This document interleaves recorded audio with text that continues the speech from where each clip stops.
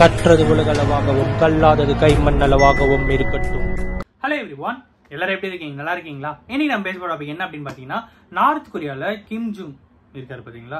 So அவரை பத்தி தான் இன்னைக்கு நம்ம வந்து பேச போறோம். அதுக்கு அடுத்து என்னென்ன விஷயங்கள் அப்படிங்கிறதையும் இந்த வீடியோல வந்து பேசலாம். அவருக்கு அடுத்து நார்த் கொரியாவை யார் லீட் பண்ண போறாங்க அப்படிங்கிற ஒரு இன்ட்ரெஸ்டிங்கான விஷயம் ஒன்று வந்திருக்கு. அது என்ன அப்படிங்கிறதையும் இந்த வீடியோல உங்ககிட்ட வந்து பேசுறேன். ஸோ ஃபர்ஸ்ட் விஷயம் என்ன அப்படின்னு பார்த்தீங்கன்னா, நார்த் கொரியா. நிறைய பேருக்கு நார்த் கொரியா பத்தி கிரேசியான விஷயங்கள் வந்து தெரிஞ்சிருக்கும் அப்படின்னு சொல்லி நம்புறேன்.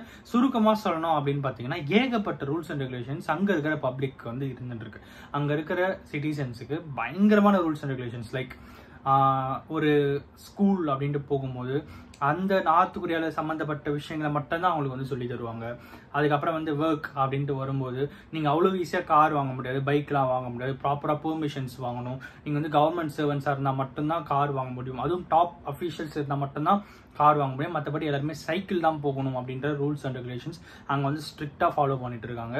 அவங்க நாட்டுக்கு யாராவது டூர் போனால் கூட அவங்களுடைய ஃபோன்ஸ், அவங்களுடைய டேப்ஸ் எதுவாக இருந்தாலும் கேஜெட்ஸ் எல்லாத்தையுமே வந்து அவங்க லாக்கரில் வச்சுட்டு நார்மலாக தான் போகணும். அந்த எந்த ஒரு கேஜெட்ஸும் உள்ள நாட் அலவுட் அப்படிங்கிறதையுமே அவங்க வந்து அவங்க சொல்லியிருக்காங்க. ஸோ அடுத்தடுத்த விஷயங்கள் என்ன அப்படின்னு பார்த்தீங்கன்னா, இன்னும் இன்ட்ரெஸ்டிங்காக இன்னும் கிரேசியான விஷயம் என்னன்னா, ஹேர் கட்ஸில் ஒரு சர்டன் பேட்டர்ன் ஆஃப் ஸ்டைல்ஸ் மட்டும்தான் இருக்கும். அந்த ஹேர் கட்ஸ் மட்டும்தான் பண்ணணும். அதை தாண்டி புதுசாக ஹேர் கட் எதுவுமே வந்து ட்ரை பண்ணக்கூடாது. அப்புறம் ஃபுட்டாக இருக்கட்டும், எப்படியேப்பட்ட விஷயமா இருந்தாலும் கவர்மெண்ட் வந்து ரெஸ்ட்ரிக்ஷன்ஸ் இருப்பாங்க. எல்லாத்துக்கும் மேலே என்டர்டெயின்மெண்ட் அப்படின்னு வரும்போதும் டெலிவிஷன்ஸ் எல்லாமே டிவி பார்க்கறது உண்டு.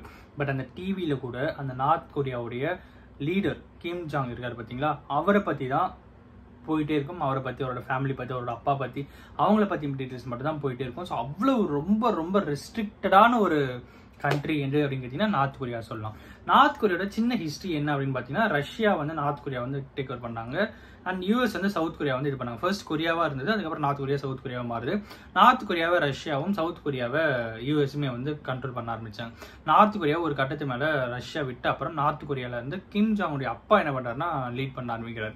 அதுக்கப்புறம் அவங்க பையனுக்கு, அவருக்கு வந்து 2 பசங்க, கிம் ஜாங்னா அப்புறம் அவர் அண்ணா ஒருத்தர். எல்லாருமே அவங்க அண்ணா வருவார் அப்படின்னு எதிர்பார்த்துட்டு இருக்கிற டைமில் அவங்க அண்ணா வந்து ஜப்பானுக்கு வந்து ஏதோ ஒரு இல்லீகல் விசா என்ட்ரி மூலியமா வந்து உள்ள போயிட்டு ஒரு தீம் பார்க்குக்கு போயிட்டு வரணும் அப்படின்னு சொல்லி ஆசைப்பட்டு இவருக்கு கோவம் வந்து, நீலாம் வேணாம், நான் உன் தம்பியை நான் வந்து நாட்டோட லீடர் ஆகிறேன்னு சொல்லிட்டு அவர் லீடர் ஆகிறேன்னு இவர் லீடர் ஆகி வந்த அடுத்த செகண்ட் என்ன பண்றாருன்னு பார்த்தீங்கன்னா, இவர் வந்து கிம் ஜாங் வந்து வேற ஒரு கண்ட்ரியில ஒரு மர்மமான முறையில் இறந்து போறாரு. கிம் ஜாங்கோட அண்ணா. ஓகேங்களா. ஸோ இதுதான் வந்து ஒரு சின்ன பேக் ஸ்டோரி. அதுக்கப்புறம் கிம் ஜாங் வராரு, ஏகப்பட்ட ரூல்ஸ் அண்ட் ரெகுலேஷன்ஸ் போடுறாங்க. பயங்கரமாக வந்து அங்கே ரெகுலேஷன்ஸ் இருக்கு. சரி ஓகேப்பா, இப்போ 40 வயசு ஆயிடுச்சு, இன்னொரு 30 வருஷம் 40 வருஷம் அதுக்கப்புறம் அவர் இருக்க போறது இல்லை. அதுக்கப்புறம் ஏதாவது ஒன்று பண்ணி சேஞ்ச் பண்ணிக்கலாம் அப்படின்னு ட்ரை பண்ணிட்டு இருக்கிற நேரத்தில் என்னாச்சு அப்படின்னு பார்த்தீங்கன்னா, கிம் ஜூ ஏ அப்படிங்கிற, அதாவது அவருடைய பொண்ணை வந்து அடுத்து இவங்க தான் லீடர் ஆக போறாங்க அப்படிங்கிற மாதிரி இன்ஃபர்மேஷன் வந்து ஃபுல்லாவே வந்துட்டு இருக்கு.